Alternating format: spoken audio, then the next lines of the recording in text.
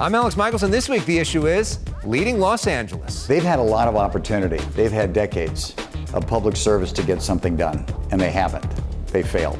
Billionaire developer Rick Caruso joins the race for LA mayor. His take on homelessness and crime may surprise you. Plus, my advice is, if you're mayor, don't take the mask off for the picture. LA's current mayor on those viral photos, his future job in India, and some extraordinary new technology. Then, the issue is Senator Dianne Feinstein's falling poll results. Why new numbers statewide are so concerning for Democrats. And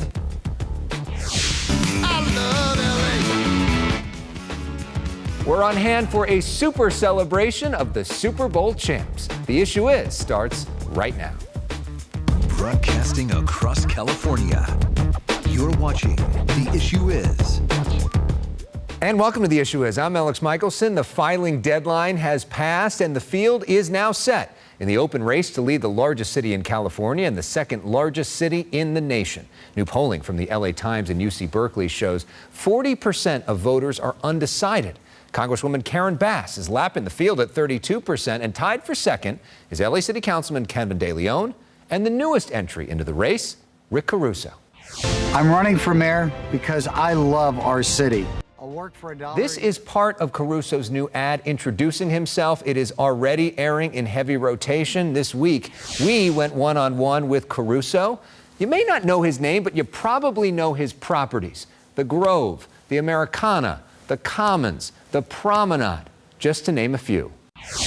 Rick Caruso, welcome to the mayor's race. Thank you. I'm glad to be here. Feel? It feels great. I mean, this is something that I've thought about for a long time, as people have talked about, and I love Los Angeles deeply, and I'm excited to be involved. You know, life as Rick Caruso is pretty great. Yep, it is. Right? It is. In some ways, there's an argument that life as Rick Caruso is better than life as the mayor of Los Angeles. A lot of headache comes with that. A lot of criticism comes with that. A huge pay cut comes with that. Yep. Why do you want to do this? I want to do it because I really do love LA, and everything that I have that's dear to me came from this city. My family has been raised here, my wife, my 4 kids. We've enjoyed just being a part of LA. I love the diversity of LA. I love the spirit of LA.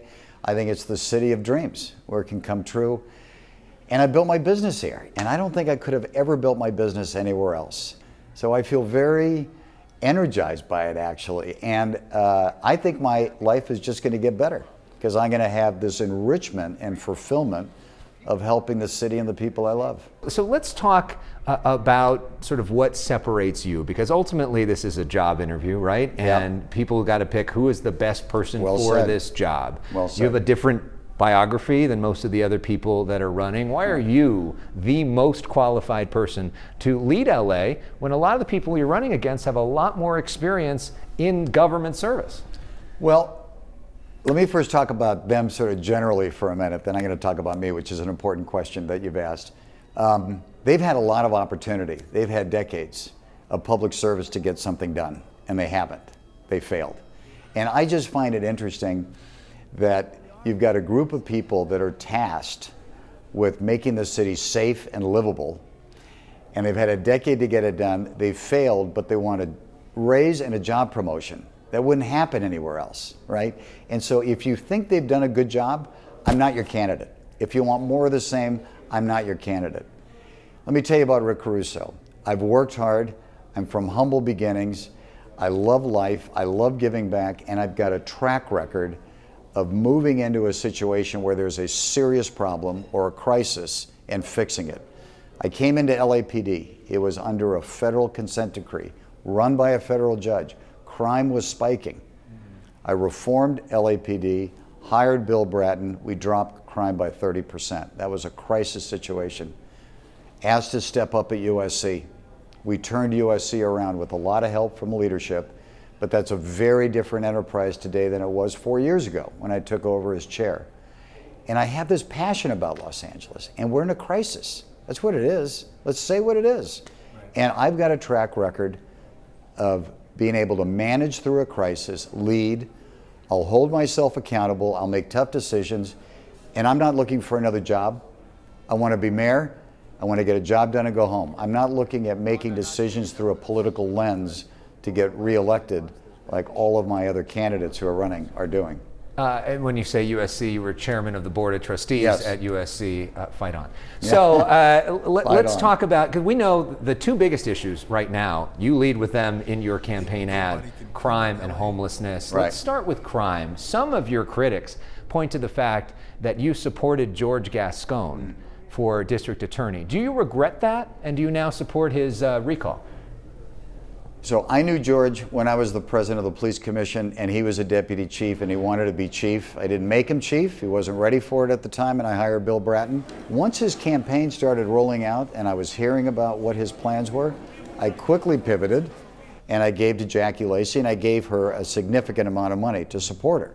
So I regret what George has done, and I think George either needs to stand up and say, the policies that I've put into place are harming our communities and I'm going to change them, or he should step down, and if he doesn't step down, he should be recalled because he is harming our communities.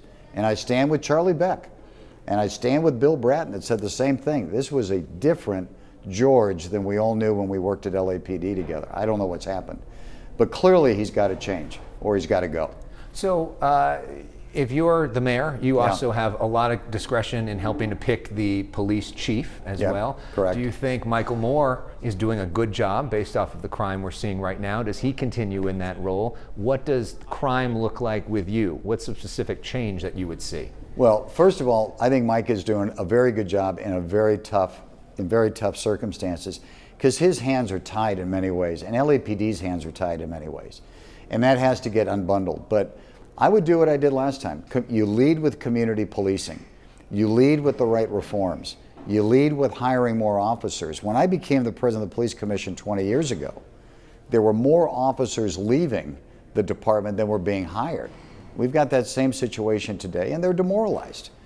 But you've got to start with community policing, and you've got to make policing a part of a community where at least they're trusted. And then you actually have to go get the criminals off the street. There's no doubt you have to do that. And you have to be firm but fair about doing that. I've done it before. This is the difference between who I'm running against. They've never run a police department. They've never fought crime. They've never reduced crime. They've never managed that whole situation. I've done it, and I'm eager to do it again. The other big issue is homelessness. Yep. Number one thing you're going to do that's going to be different than the people that have been in there so far? Day one, declare a state of emergency. Move the authority into the mayor's office. I'll be accountable to fix it. I'm going to build the smartest team in the country to go fix the problem. We're going to go build 30,000 temporary beds. We've got excess land throughout the city that's declared surplus land. We're going to give people an option to move into a clean, safe place in a very humane way, give them the right services that they need, mental health, physical health, but you don't get a choice to stay on the street anymore. The minute we have a bed for you, you move into the bed, or otherwise there's a consequence to being on the street. You have to draw a bright line that we've got communities all around Los Angeles, whatever demographics, that are severely impacted by encampments. You can't tolerate it anymore. When you say there's a consequence, what does that mean? You're arrested? You probably are arrested. If we give you a bed and we give you the services and we clean you and we feed you and we support you, and I think there should be retraining programs to get people back on their feet that can get back on their feet, why then should we allow people to live on the street? And where do you draw that line? You can't. And that's what's happened with this problem. Everybody has been so politically correct in their mind, whatever that means, to deal with it. The problem has just gotten larger. Let's talk about your place in this race. You live a very comfortable lifestyle after working really hard and being very successful in business. That is the American dream, right? Right. But the average American doesn't live your lifestyle. The average Los Angelino doesn't live your lifestyle. How do you relate to somebody who's struggling to pay the bills? Well, let me tell you, again, I grew up with immigrant parents from Italy that lived in Boyle Heights, and my grandfather was a gardener, and I remember riding in his truck, and I remember a family that lived from paycheck to paycheck. There was always a meal on the table, always worked hard, but paycheck to paycheck. Great pride being an American and great belief in this city. And that's the spirit I do this with. But I have also spent the last 30 years working in East LA and working in Watts, supporting the underserved, education and healthcare. the track record and the understanding and the families that I know down there, that my children have worked with, that we become personal friends with. I understand it. So this notion that I don't connect, I'm probably more connected because of our work in the inner city than most people. And in terms of this race right now, a lot of people see Karen Bass as a front runner. They see Joe Buscaino as doing a lot of the things you're talking about. He's been talking about that for a while. Where do you see yourself in comparison to them? I don't talk about it, I do it. And I got a history of doing it. All of those candidates, they've been talking for decades. Nothing's changed. It's only gotten worse.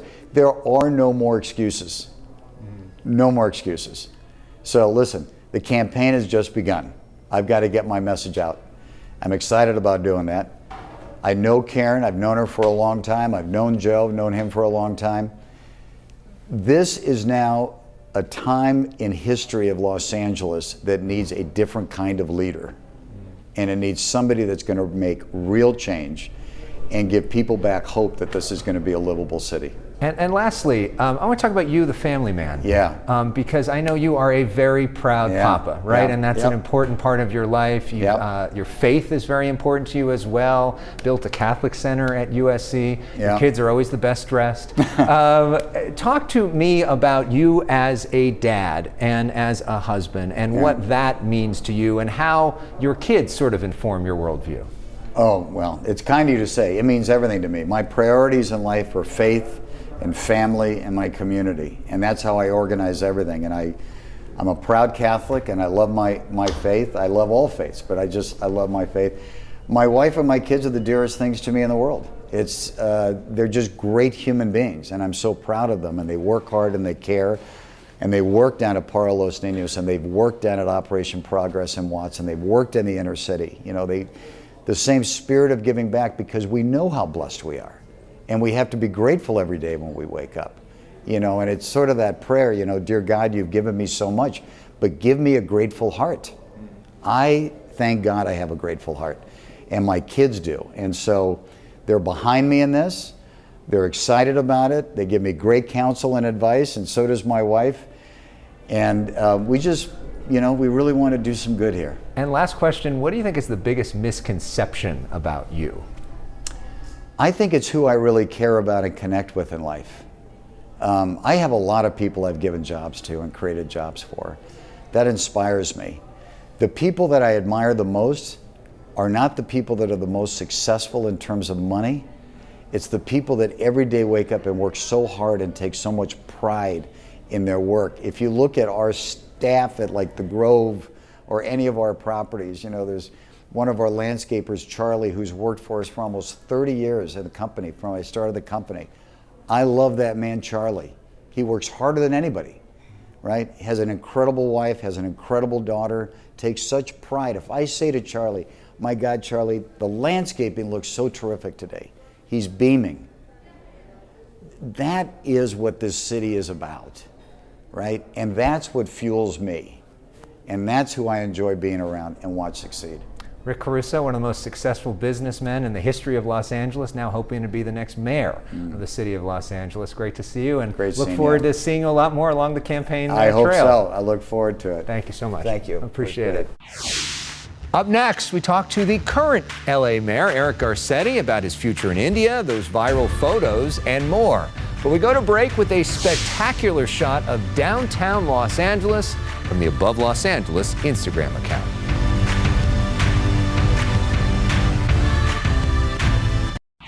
When he called and he said, I need you, I kind of stopped in my tracks.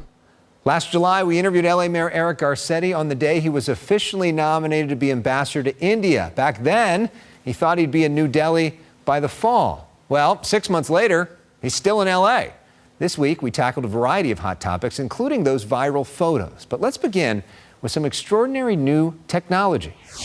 There's a shot. There you go. We're exclusively with LA Mayor Eric Garcetti as he checks out the oysters and mussels at AltaSea at the Port of Los Angeles. His tour guides, AltaSea's president and CEO Terry Tamminen, and Bill Allen, President and CEO of LA's Economic Development Corporation. AltaSea is the leading destination for the blue economy. The blue economy is the ocean economy. It is our relationship with the ocean, whether it is shipping, whether it is transportation, recreation.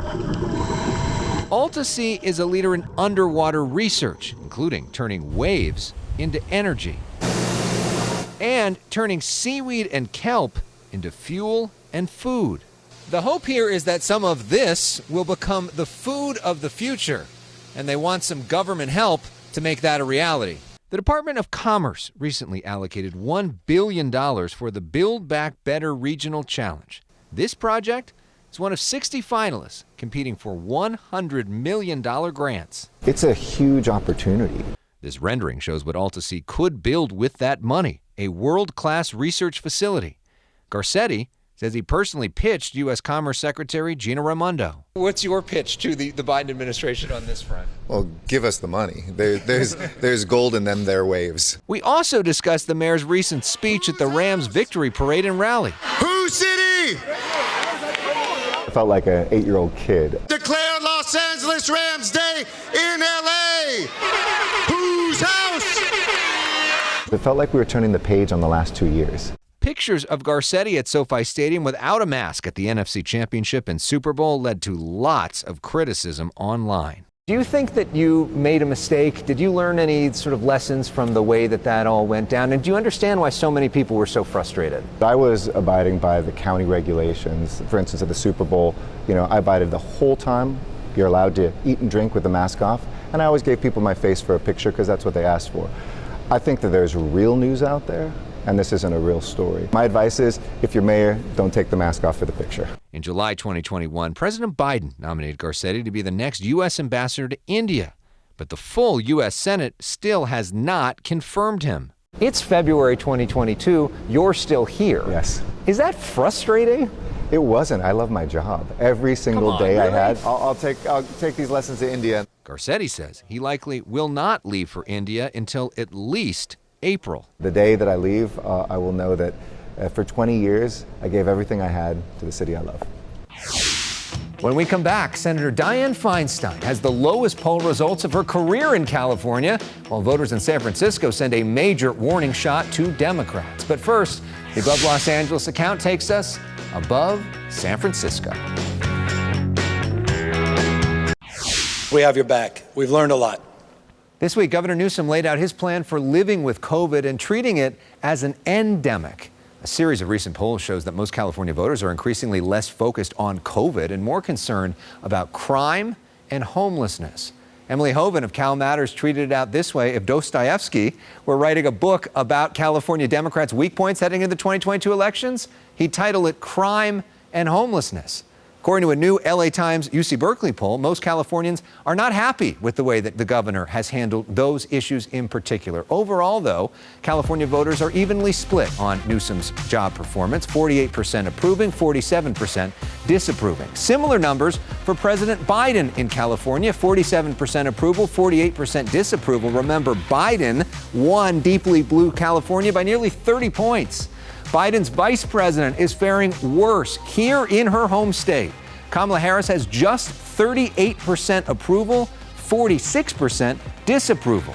Harris's replacement in the U.S. Senate, Alex Padilla, has 34% approval, 26% disapproval. Interestingly, 40% have no opinion of him at all, yet he's essentially running unopposed. California's senior senator, Dianne Feinstein, is earning the lowest marks of her long career in California. Just 30% of Californians approve of her job performance, and almost half of the state disapproves. For nearly 4 years now, Feinstein has turned down every invitation to appear on this show. She is the only major statewide official who has not joined us. In fact, during this term, she has not held a single media availability in Southern California or held a single town hall. Feinstein is likely not running for re-election, but those who are need to be concerned by this. This week, voters in San Francisco recalled these 3 members of the school board after extended school closures and an effort to rename schools named after Abraham Lincoln and George Washington to be more considerate about race. Mike Bloomberg tweeted this out in response, quote, "The SF school board recall should be a wake-up call to elected officials, especially Democrats, across the nation.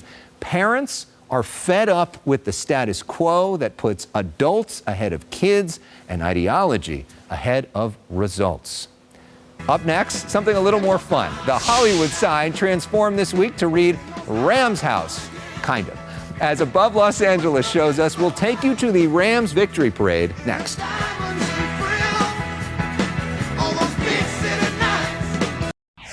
I am so happy right now. I'm crying watching them come by. I feel like I'm 5 years old again. Can you guess what was my favorite moment of the week? It was a huge honor to help host our coverage of the Rams victory parade at the LA Coliseum. Thanks to everyone who watched our Super Bowl special here on The Issue Is last week as well. And I'm well aware there are plenty of fans of the 49ers, the Chargers, the Raiders, and other teams who are watching us right now. But even if you are not a fan of the Rams, there is a lot of reason to celebrate and cheer for them. They're not the most naturally talented team. They overcame plenty of injuries, but they were the smartest team, the most disciplined, the hardest working. They bought into a we, not me philosophy, and now they are celebrating each other. Thanks for watching, and we end with them. Go Rams. We built a super team. We can bring the super team back. Why not run it back? We can be world champions again. We're out here celebrating this championship. Kobe's a part of this. He belongs here. I'll tell you what, he set the standard. All I know, get back to work, let's run it back. 5 years ago, I was told I was a little too old. And I was told that maybe my time was done. And I tell you this for every single person standing out there that's ever doubted anything you've ever done. Bet on yourself, because 5 years later, I'm holding this trophy up and I'm 40 years old.